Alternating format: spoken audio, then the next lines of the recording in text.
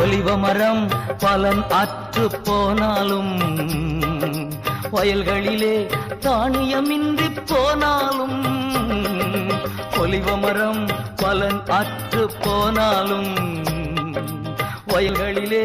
தானியமின்றி போனாலும் நான் கர்த்தருக்குள் மகிழ்ச்சியாயிருப்பேன் என் தேவனுக்குள் களி கூறுவேன் கர்த்தருக்குள் மகிழ்ச்சியாயிருப்பேன் தேவனுக்குள் களி கூறுவேன் அத்திமரம் துளிர் விடாமல் போனாலும் திராட்சை செடி பலன் கொடாமல் போனாலும் கர்த்தருக்குள் மகிழ்ச்சியாயிருப்பே தேவனுக்குள் களி கூறுவே